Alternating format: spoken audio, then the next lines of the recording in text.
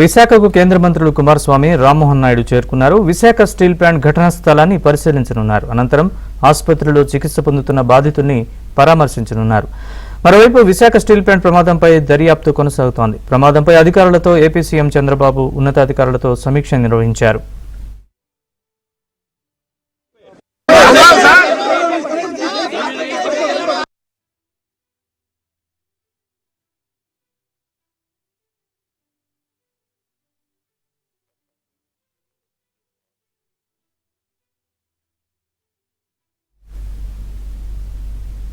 కేంద్ర మంత్రులు కుమారస్వామి, రామ్మోహన్ నాయుడు విశాఖ చేరుకున్నారు. స్టీల్ ప్లాంట్ ప్రమాద స్థలాన్ని అలాగే బాధితుల్ని పరామర్శించనున్నారు. దీనికి సంబంధించిన పూర్తి వివరాన్ని మా ప్రతినిధి నాయుడుని అడిగి తెలుసుకుందాం. నాయుడు, చెప్పండి.